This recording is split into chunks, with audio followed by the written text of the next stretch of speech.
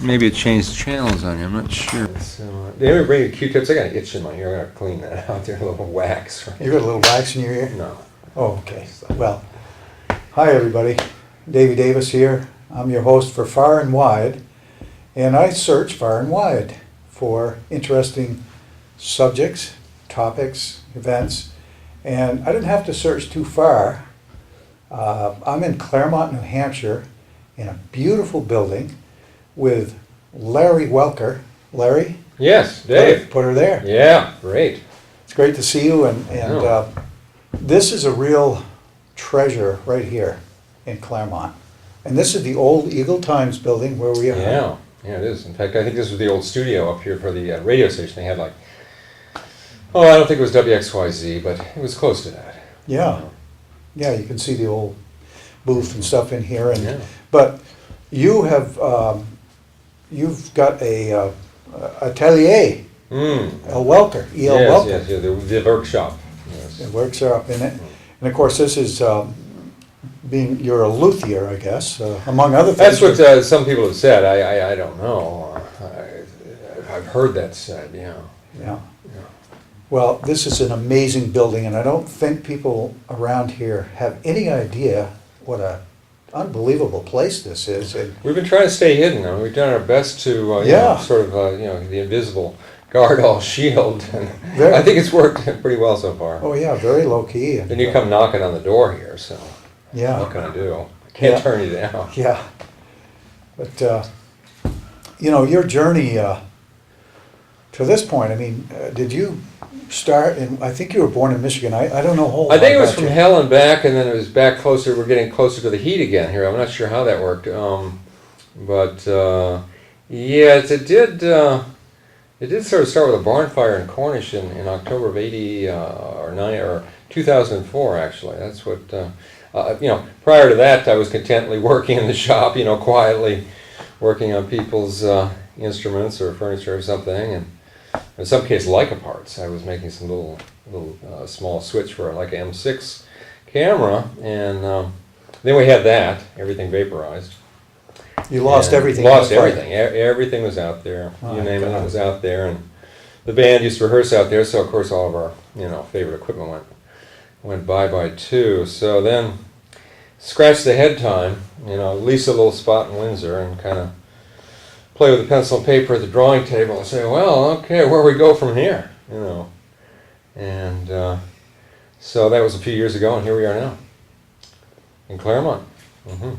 Yeah, it's a great Claremont's a great town. It's on the rise, and Mm-hmm. and I would think this is a perfect fit for Claremont. And were you born in Michigan? Now? Yes, Detroit. Yeah. You were born in Detroit. The Motor City. Now, how about how did you come to this musical thing? How did you gravitate toward all this and evolve? Oh, let's see. Early days in Detroit, were you listening to Motown? Oh, yeah. You didn't even really know that you were listening to Motown because it was always on the radio. You just turn on the radio, and that was music, and you didn't know there was Motown music. It was just there. Yeah. Whatever station you went, there was Martha or someone. So I started playing guitar when I was about 11 or 12, and went from like an old used harmony to a nice Gretsch. I had a nice Gretsch for a while.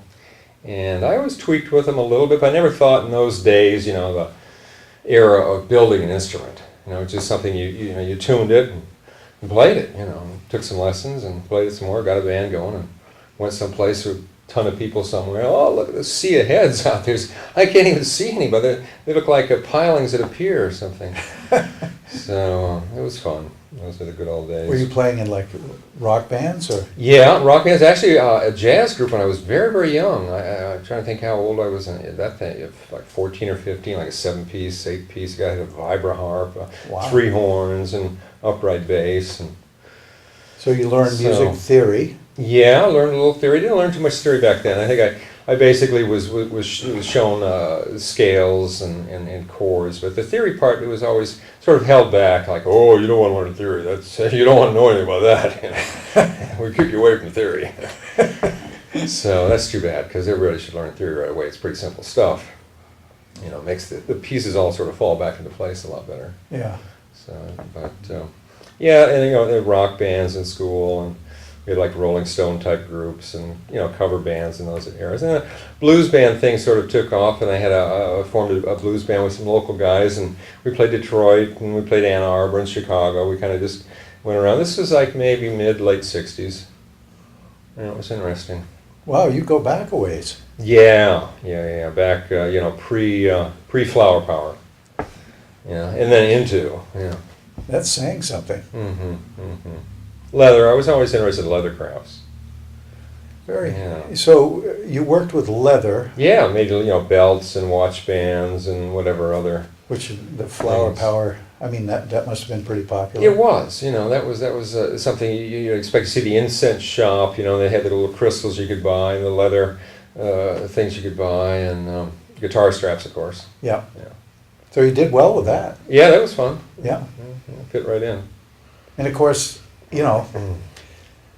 somehow, how did you get the idea to make guitars with leather? I mean, leather guitars. I mean, this is a leather guitar, folks. And I've been staying up, night after night for weeks and weeks and months now, trying to figure out how I dreamed this one up. Yeah, that's a great question. well, I mean, I wish I could answer it. but have people made leather guitars? Who was doing this? I've heard of, I think I saw a Gretsch once that it may have had a tacked on, maybe riveted or with carpet tacks or upholstery tacks. I think a strap of leather around it. It was probably Western tooling. And I think I've heard that somebody may have had a hole in their flat top guitar sometime, and they decided his buddy would glue a piece of leather over it, kind of so it wouldn't fall apart so fast or something. That's about it. I really haven't heard of any others. So you're really on the frontier of these leather guitars. You're the first kind of. Really? We'll have to come up with an official title for this. I was just trying to think what we could. There must be a great acronym or something for that. Must be. Yeah, we'll come up with that. Maybe later when we're taking a tour, it'll dawn on us. It'll click. That's what happens to us. Find our niche. In our twilight. Our niche. Yeah. So a lot of people would probably say, Larry Welker. I wonder if he's related to the Welker on the Patriots. Did you know about this guy? Yeah. This is I think my brother-in-law or something. I think. Is it your brother-in-law? I don't know. What is it now? Is this a roller derby team or something? The Patriots? No, this is actually a football team. Oh, I don't know anything about football. I wouldn't know. Wes Welker. Wes Welker. You're relative. I've heard it. I think so. He's incredible. He's small and he's just Good. a powerhouse. Huh. Well, that's us. Now that wouldn't be related to the early Clapton band, the Powerhouse. Well, it could be. Speaking of Clapton, Yeah. what happened to you with an experience? You told me at one point. Oh? A story about this guy named Eric. Oh, this guy named Eric. What happened? Oh, I don't know. Nothing particular. I happened to be at the Marquee Club in London, I don't know, mid-'60s I think it was. For some strange reason. I was actually looking for Jeff Beck, and the guy at the ticket window said, no, you got to come back and check out this Clapton and the Blues Breakers. I mean, this is, you can't miss this. So, yeah, I went there, and I was like, whoa. Are we cooking here or what? Because this is like Chicago blues with a British twist, and it's just definitely could have been called the Powerhouse. But so I'm talking to Mayall later afterwards, in the bathroom there. We're chatting about Butterfield and Mike Bloomfield and the Chicago bands and Buddy Guy and I was talking about. So he said, "Well, listen, go talk to Eric. He's very approachable there. He'd love to hear from you." So, I went back and talked to Eric, and I played his guitars, Les Paul. I went, "Man, you've got cables on this." I said, "What? Well, what's the purpose of having cables on your?" And he said, "No, that's the lightest gauge string I can get. This is I don't know of any lighter string." So I said, "Well, when I get back to the States, I'll send you 3 or 4 packs of, nice light gauge string. I think you'll like it." So I, mailed him the strings, and that was about it. I forgot about that. I was off to doing whatever else I was doing 6 months later. The phone rings, and buddy in town says, photographer buddy says, "Oh, Eric's over here. He wants to see you. Come on over." And I'm thinking, I don't know anybody named Eric. Eric who? So I buzz over there, and sure enough, there's Eric Clapton, and he's going to be playing. He's got a different band now. He's got Cream. He's going to be playing at the Grande Ballroom in Detroit. So. Yeah, so he remembered me, and he loved the strings. I guess that we got bending double stops now or something. So, Great story. yeah, that was fun. Those were the days. Those were the days. Yes. Well, you know what? They still are. Well, it could be. I mean, we still have a little bit of daylight left. I think we got a few more hours until it gets dark here. You know, it's That's right. winter thing here. So these guitars that you're making are quite exquisite. Well, thanks, Dave. Thanks. They're a little different, and they sound nice, and the action's good. I mean, if it doesn't have nice action, then there's no sense trying to. Yeah. Well, I don't know about that. Play us a little something. Oh, I don't know if I can do that. You're a good ad-libber, and yeah, look at this. I mean, well, so we went for, instead of, I mentioned leather to people, and they immediately think, oh, okay, we're going to have the cowboy look or something. And I'm going, no, I don't think it's the cowboy look. The arch top sort of came out of the Deco period, so I want to kind of stay close to that tradition. So we've got some sweeping lines, some bursting, and of course we have a solid mahogany neck on that, which is not the biggest show type of wood for a neck, but the finest guitars really do have the finest sounding really do have a mahogany neck. So we went for that. And we designed our own tailpiece here to somewhat mute the resonance that one tends to hear back here. I don't like these crazy notes that ring. You'll see with my other tailpieces that I stick felt in here to dampen that off, so you don't hear that. And a little different arrangement on our feet for our bridge, and so it's more of a direct contact with. I thought initially I was going to have to cut a big spot, cut the leather away and put the bridge right on the raw wood. But it doesn't seem to be the case. Now, the tone tends to be a little mellower. I mean, it's almost like you plugged into an amp and turned down your brightness, yeah, so that you have a little more of a mellow jazz type of tone here.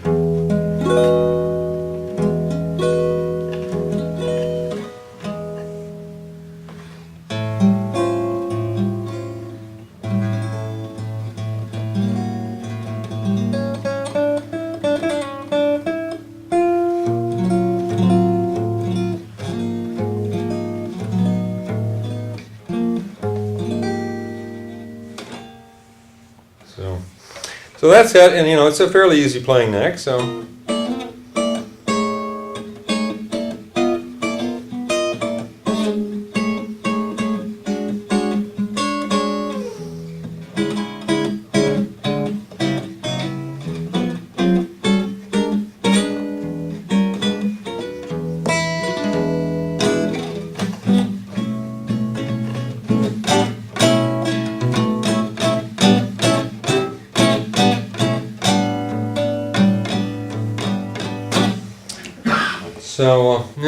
So, people would be surprised. I mean, that. Yeah, you tried playing this the other day. Yeah, I mean, I think people, like I was surprised, a guitar wrapped in leather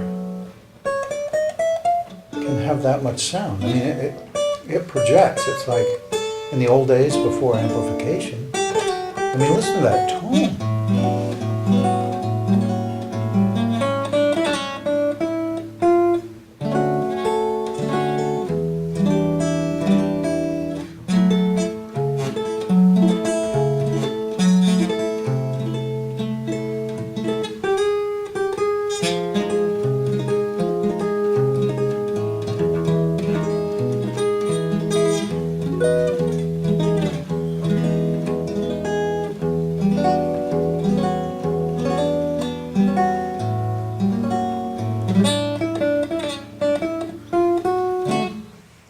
Well, anyway. Sounds great. Hey, yeah. Now you ad-lib a lot too. What is it again? You ad-lib, you improvise. Oh, yeah. Hopefully, yeah. I don't. When you're practicing, when you're trying to learn something, you do have to think. You really have to. Okay, this is why this is working. Yeah. You really have to focus on thinking and learning. Okay, so that should work with that. So that should work with that. But if you go out and perform that, when you think, okay, now I should think about this, you're giving like a recital. We got bored with recitals. Back in 3rd or 4th or 5th grade or something. So Yeah. we don't want to do that. So you have to divide out. We're either in a state of thought or a state of emotion. You have to try to get rid of the thought state and just pop into emotion state and just wing it. Yeah. Or say a prayer and go for it. And you have a band. Yeah, we have a couple sort of bands here. Most of sort of just jazzing, improvising jazz kind of groups, and trio. quartet, that kind of thing. What are the name of the groups? Do you know? Well, no, that's a very good question. I think that our keyboard guy is the guy who comes up with these names.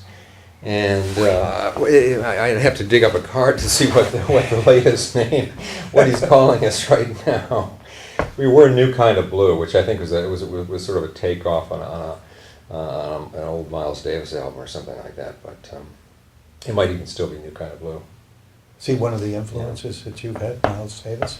Miles Davis for sure. Yeah. Who are some of the other ones that have... Oh my word. Howard Roberts, I'd say. Grant Green, let's see, Wes Montgomery. Coltrane, Brubeck. John Gray, a very, very unheard of guitarist, Capitol Records, early 60s vintage, and he played with George Shearing a lot. And just beautiful chord work. I mean, absolutely gorgeous chord. I don't know what happened to him. He was probably one of the biggest influences. Howard Carson, my first good teacher. Yeah. And of course locally, John Weber. Oh, John Weber. Oh, John Weber. Yeah, he's a great teacher and a great player. So. Great guy. Yeah. Yeah. I'll be darned. Mm-hmm. Yeah, Norm Wolfe is a friend of mine. He plays. Yeah, Norm's Very good. well. Yeah, he's very good. I didn't realize he and I went to college together. Oh no! What Yeah. year was this? This was in the early 70s. Early 70s. I think I know the reason why you can't remember being there. Yeah. Yeah. He had a band called Pig. Pig? It was probably fairly popular with the Muslim community. Well, Maybe not. sometimes I think their music tended to stray toward microtones and Middle Oh, Eastern. so we're straying. Where pigs are coming into the Middle East. Oh, this is not good. How about that, Norm? Uh-oh. Norm's a great guy. Great, He super. teaches and yeah, he's filled me in on a lot of the different players around here, and yeah. there's it's quite a diverse musical community around here. It's pretty amazing. There's a lot Yeah. of great musicians all within this area. Mm-hmm. Yeah. Now these guitars that you have, I mean, they're beautiful and they're exquisite. Now, you need to probably get people to know about these guitars. I don't know what it was. Well, you're probably right. We should probably try to stop hiding around here. We should probably sort of technically come out of the closet and, Yeah. maybe set up a video camera and film something. Yeah. Hey, we've been here all along now. So, yeah, that's probably a good idea. Yeah. Mm-hmm. Instead of using the energy to put up the invisible shield, we should probably reuse the energy to remove the invisible shield. Yes. So, but I mean, when you're getting something reset up and retooling and stuff, you don't want a lot of people coming through and touring the place. No, I'm not going to. I can see Hey, where I that would hear be a that you problem. guys are over here. No, the guitar builder. Oh, give us a tour. So there's enough distractions just testing the tooling and working up new designs and finding a quiet spot to listen to them and see if the design is working or not. So I think we've got some good designs. So it's time to let somebody know. Yeah, it really is. This place is fascinating, and I just can't get over Neat it. building. It's a It's very a very I love neat this building, place. and with all the equipment in here, etc. I mean, Oh yeah. we're going to take a Yeah, little. yeah. You haven't seen half of it really. It's pretty. We're going to take a amazing. little walk through. Tour. Sure. Talk about some of the Uh-huh, machinery and the yeah. processes. Now, can you bring the camera and do it at the same time, sort of? Yeah, I'm Or going. the camera's going to wiggle and the viewer's going to get drunk, watching his TV set. Well, you know sort of. that new style of Yeah, is cinema. that it's a new style? Is it the jittery style? You want to Yeah. go for that? No, I'm old fashioned. I like things to be. They had steady. these gyro packs. Remember ever seen it with a gyro pack? Oh, You know yeah. what that you know what that is, right? Yeah, some giant gyroscope. It's pretty neat. You just sort of balance this heavy thing here and it just kind of sits there like a gyroscope for a while. Yeah, Except it weighs a little bit more than a feather. yeah. Yeah. Well, we could like a tour. I could certainly give you a tour. Yeah, I'd love that. And folks, you just got to see this place. I mean, well, we're going to show it to you. Yeah, but we don't have to give them the password. Don't forget there's a You special got to have a knock and all password, this other and kind of of course stuff. these guys are working Yeah, hard. wait and, for that. Yeah. So, anyways, we'll take a tour around. Great. Okay. Beethoven's birthday. Yeah, I think it's Beethoven's birthday, and you gotta wait for the summer solstice to come back through, and I'm not sure how the whole thing works either. We had a psychic come by and try to explain that to us, but it was Greek to me, so. Yeah, so we're just ghosting out a little bit. Here's the French polished anagree. Anagree, I'm not sure if you're getting, the front's a real streaky still, so I'm hoping you're not taking a good picture of the front. Oh, you want an example of streaks? Here it is right here. So, but anyway, yeah, we're working the streaks out. And she's fretless, she's 2 octaves. It makes it a lot of fun to play. It's got a traditional wooden bridge across the front of the instrument. Of course, anagree on the sides and back. We've got our 5, depending on how many pieces of wood you want to count, but we call it a 5-piece neck. It's hard maple, seasoned eastern hard maple on the neck. And she is very, very long. Just barely fits in a case. But you can almost hear it growling now. I think you can hear it. We're going to do a major third up here for some strange reason. Oh, here's the 12th fret right here, way down here. So anyway, yeah, it's a lot of fun to play. I wish it were strong enough you could hear it right now.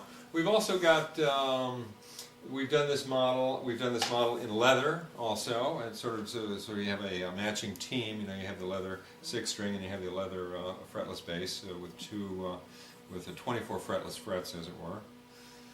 And in this case, for a bass, I decided to go, all out, as it were, and put block inlays in it. Generally a bass neck is a pretty plain affair. It's got some thickness to it because I think somebody who's used to a fretless is probably used to playing, an upright, which has a huge chunk of wood, and the reason being because it doesn't have a truss rod in it. But of course, ours had a truss rod, and you can see the cap is off of it up there. And our tone bar, or what we call a tone bar anyway, some people call a tone bar like a dowel that goes between the soundboard and the back of the instrument, but we call this a tone bar, and it goes between the head block and the tail block, neck block, some people call that. And it increases sustain, and I have a feeling from our little testings and things that it also tends to reduce fox notes or dead spots, dead notes. So it tends to work out well, so we use it. In here goes a Kent Armstrong, a local chap who lives about, what, 30? Where does he live? About 30 miles away, Dave? And so he makes those. Those are his hand-wound pickups. And so once again, just kind of getting the last of the it's sort of a ghosting stage at this point here. And so the whole instrument here is French polished. Not all of ours are, just more deluxe models. So we offered a lacquer, and of course the carved guys, we can show you what Rudy's carving. That'll certainly get French polish. And of course the leather gets it's hand dyed and hand oiled, and it has a finish that's more or less guaranteed to patinate. It doesn't have a protective vinyl covering over the leather. I mean, the leather's right there, it's breathing, and as you rub it and handle it and stuff, it will develop a nice patina. Alrighty, so this is my binding room. We might show you how to do binding a little bit later, but at the moment here, this is subbing as my little French polishing area, or coffee sipping area. Room, I'd start dusting the place off. Okay. Well, this is our machine shop room, Dave, and people have wondered, gee, why would you need a machine shop? I mean, the guitars are all made out of wood, so I don't understand why you need a machine shop. But it turns out that you basically have to, make your own cutters, and in many of the cases upstairs, you have to basically make the machine because you can't really buy what you want off the shelf somewhere. So you end up making the machine. So you buy some machines so that you can make some machines, and so the machines can then make some little part. Like perhaps make sure your fret slots are the correct distance apart, or your binding is cut with a ledge size and shape that you want. And there's various different. We'll hit it as we go through, but. Here's a machine that we modified and set up with 6 cutters, and what this does is it cuts the string harp on one of our tail pieces. It cuts the slots for the string balls, So it holds our chunk of, we use white brass for pretty much everything. Gold is nice, it seems to rub right off, so I figured, well, solid brass, yellow brass, oxidizes a lot. So some guy would be buffing his life away rather than rehearsing and practicing and playing. So I went with white brass. It will sort of oxidize down to like silver if you want to let it to do that, dark, sort of a gray blue or something, but it stays bright for a pretty long time.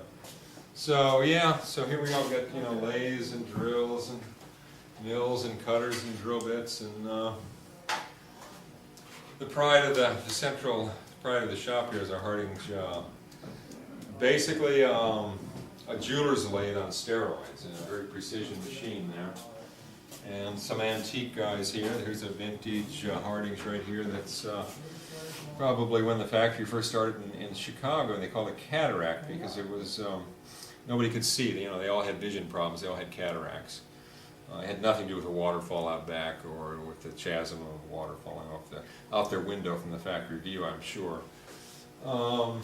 Wade, we got a little Wade from Waltham, Mass. Famous among people who appreciate precision machinery, but no one else has ever heard of them. And a Stark, another fabulous company that was in Waltham, Mass. that no one's ever heard of. And this one here is used to, right now it's set up, it's making knobs of all things, just little knobs to cover tone or volume potentiometers. A little buffing lathe here, a little high-speed buffing lathe, and it's been polishing phenolic rods for the tailpiece now. We have a amber, I like the amber kind of tone, and both color and sonically. So we have that, and of course a little forge, because you always need to, middle of winter, you need to warm up your coffee pot. Your cup gets cold, so you need to stick it in, 4,000 or 5,000 degrees of flame to warm your coffee up, right? So it's always handy to be able to melt metal. And so this is it. This is a little tool room here. It's a quote, pretty official tool room. And we can go in the other main room where the big chunks of wood come in and show how we deal with the big chunk. Yep. Well, up and running. We just left the machine shop. Phone's ringing again. I think that calls for you. I'll have Andy feel that. Behind me here, a nice little lab grade surface grinder and some tool and cutter grinders, sharpen up things. Right here we got some slotting and tapering saws. Are very small little guys, they're dinky little blades, or thin I should say at least, for registering and cutting our slots for the frets, and of course storage in stock. We've got a giant sander which was just recently, moments before you got here, it was thicknessing some rims, bringing some rim stock. Actually, it was mandolin rim stock down to 125. So that does a nice job. We sometimes open it right up and level our rims after they've been glued up to the head and tail stock. Big old table saw for ripping gigantic chunks of mahogany. Two samples of a local soda beverage here that should be filed closer to the circular bin. Giant old planer or joiner, Dave, look at this thing here. This was actually made by the Baxter Company in Lebanon, New Hampshire, probably around, oh my word, I'm guessing probably 1870, 1880. It's a real behemoth, 12-inch. And what we use this for are surfacing the plates. I mean, if we're building an 18-inch arch top, we need to develop 18 inches. So from center, that's 9 inches and 9 inches. So to surface that after we've resawed it, we've got a resaw here. Of course, every luthier seems to want that resaw, and various chunks of the big stuff. So we handle the big stuff down here, and we've got our big shaper over here, and the shaper, of course, for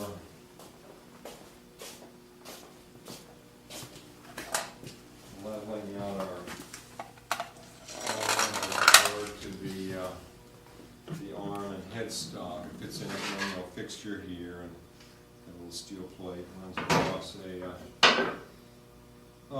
bird Sheelix head. So does that cut right there. A special machine just does one operation. Another machine with a radius cutter does the 12-inch radius of our fingerboards, or in our case we call them fretboards. So and that's it for down here. Then we also have sort of the sheet metal room, I call it. We'll have to unplug you and replug. All right, well here's a manual a stamping press, or punch press. And nothing electric about this guy. And right now one of the dies is being changed over, and we use this to, well, we're fabricating, we're working with, 64 thou or 65 thou, art metal. We're using this to like cut parts, mostly for the tailpiece. And some other operations on the shears and other, a bender and this type of thing. So this has a lot, half of the fabrication of the tailpiece is in this little corner right here. Of course, here's some spruce, some native guys, Adirondack from northern New Hampshire. A little bit of it here, see, aging itself slowly. Little wood mill that was changed over from a metal mill to a wood mill. So we do a little bit of solid body guitar work. We play with the wood mill, and that's handy for that sort of thing. These buffers, you see these all over the shop, and they're handy for buffing metal up usually, and that's what this one's here for. Here's the 440 electric panel, and I think we're going to unplug your camera here so it doesn't. But it was like about 80 bucks there, 80 a month. And then in other towns, the electric rate's like 800 bucks a month. We are on floor 1 here, by the way. We're in the basement. This building does not have 3 floors. There's a basement and 2 floors. So we've got some spruce here, we've got some Adirondack, we've got some Sitka, mostly Sitka.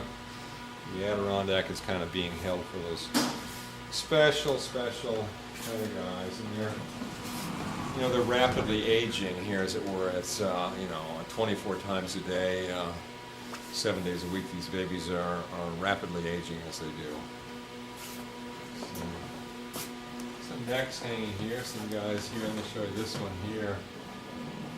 This is our mosaic design. Again, leaning back towards the inspiration from the Deco period of the 30s and 40s.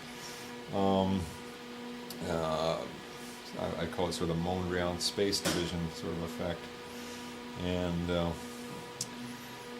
it's ready for fretting. Next step will be the trimming of the tang, and we'll press the frets in, and then we'll trim off our excess wood here and shape it. So this neck is almost done. Here's one here with a split block, a nice traditional split block. And probably, what do we have here for the satinwood overlay. And we've got a couple of bodies that are satinwood top and back. And this neck is probably going to end up on one, seeing as how it's kind of traditional to work mahogany and satinwood and ebony together. One of the old classic combinations.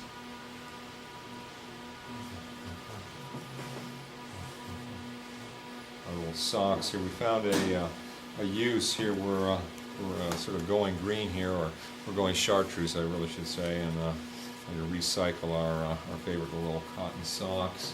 Keep some of the dents down. Nothing worse than finding a dent next week that wasn't there last week. And these are about ready to get fitted on some leather bodies, which I'll show you those bodies upstairs. They haven't been dyed yet, but so once again, nice solid Honduras mahogany, or Belize, I believe they call it Belize. Now here's a couple right now. They're getting French polished, and the grain's being filled. Now this is another of our wild ideas that we thought we'd give it a try. Again, the white brass, which is again the same as the fretboard wire. And some people call it nickel silver, but some people call it white brass. And there's probably 3 or 4 other names for it also. Purple Heart, and this is going on a blue leather body. In fact, I could show you the leather body I think that this one's going on if I can get it out of the case here. Let's see if we can find this one. Alrighty, are we on pause, off pause? Rolling, are we rolling? So this guy is got, what we're trying to go for here is more sort of the faded blue jean effect, where we're not totally finished with all the finishing and stuff and the antiquing, as it were, and distressing as it's sometimes called.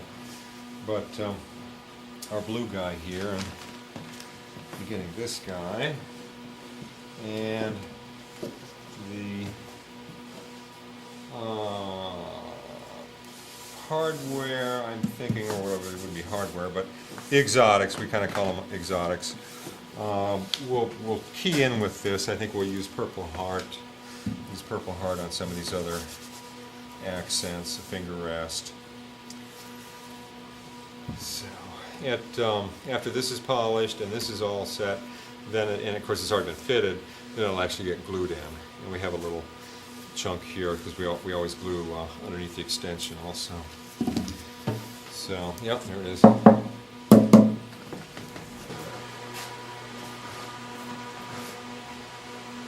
you rolling? Yeah. Yeah, let me get some dust in that camera. I know it's going to work better if I just get a little dust storm up there, because I know you were complaining about the camera today. We've got somebody in the white over here. Let's run this guy up, and he'll get French polished. Or maybe it's a she, maybe she'll get French polished. Somebody will have to tell me here the proper, I don't want to be guitaristically incorrect or whatever it is. So, this is one of our modern sound hole guys.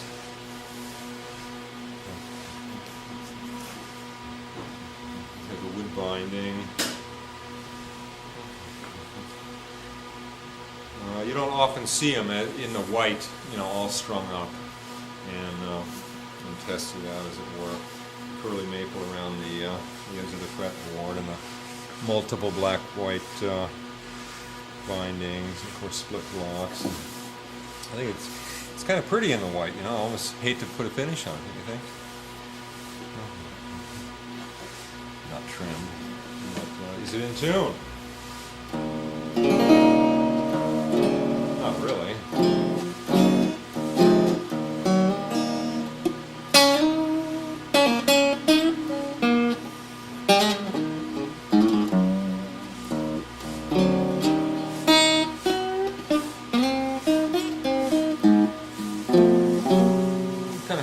Bluesier kind of tone when the sound holes are that large. I mean, the sound tends to escape quite a bit without developing a lot of extra character. Volume and tone over here. So, can the Cantor Armstrong pick up? Here I realize that we still have you still have that used car lot to that car TV ad later tonight. You got to stick on this tape, so we don't want to use it all up here. But yeah, this is a really handy. Grizzly makes this very, very handy machine, and because the pearl is pretty rough stuff. After you've been laid all that much pearl, you have to put that radius back into your fingerboard. So until the frets are on, and of course it's a fretboard. And here's an old timer back here. Would be running, but on that one, circa 1860 or 1870 from, whereabouts is that guy from? I think Durham, New Hampshire, actually. Geared down, it runs very, very slow. It may look frightening right now to you, I'm not sure, but it runs really slow. It has a very fine-toothed blade, and we use that to, like perimeter cuts on a large plate.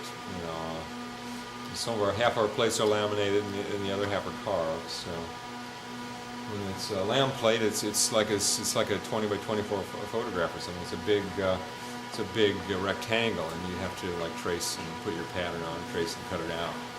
So that's what we were using that for. Don't drop the camera down. Let's see all sorts of blinking lights here. Blinking lights. Yeah, we don't want to miss Turtle. Let me bring Turtle back over here, a little more light, bring it up closer to the light for you. We had a very small flitch of of this particular burl. It's a rather rare burl, and rather than just cut it into small little pieces for an overlay or an inlay type section, thuya wood is just not that easy to find a large sample of. So turtle is sitting on the back. The front is going to be traditional. It's going to have the F holes and the bound F holes. You can see our tone bar. Tone bar is wedged in here. Still has some of the I don't know what to call it, the furrow marks, because we split these out. It was not necessarily all sawn out. It's actually just sort of split with an axe. And so there it is. It's got the axe look, and of course the curving here. A little bit of signage as to who was doing what on the inside, so we have a little documentation there.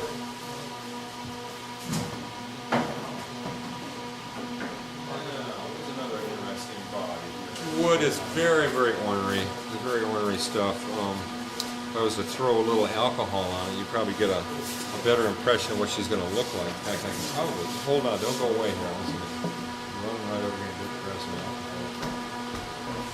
You still rolling over here? Yep. Let's see what happens. Just put a little alcohol for you. So you get a general idea how incredibly lustrous the effect is. It's a real hard wood to work. It's awfully ornery, and so it takes a lot of doing to get it to come out anywhere near this. But it's worth it. Here's another little sort of unique feature that we've come up with, and it's I'm calling it the raised sound hole. I don't know if you can, if your light should be able to pick that up, but the wood's actually raised up here, scalloped up a touch. This hasn't been trimmed or bound, of course. And this is an exceptionally nice piece of curly back here.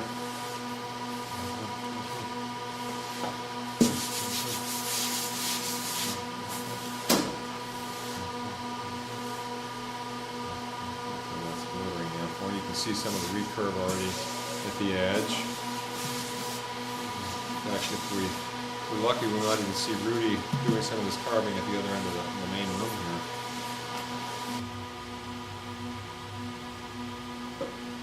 Yeah, do we have lights, camera, and action here? We do. Dr. Yoki over here, he's our resident neurologist, because we get pretty neurotic around here. We need a neurologist. So when he's not neurologing us, he's scraping binding.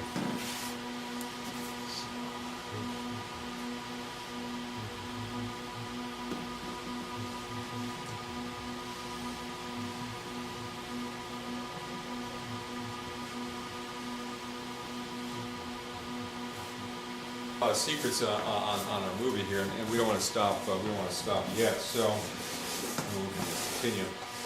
This is the best glue that we found. That's it. We use this for glue here. It's organic. And here is Mr. Kellogg. He is our resident violin maker, and he is hand carving a plate. I believe a top plate right now. Not sure how close you can get your camera. It looks like you might be able to get a little closer.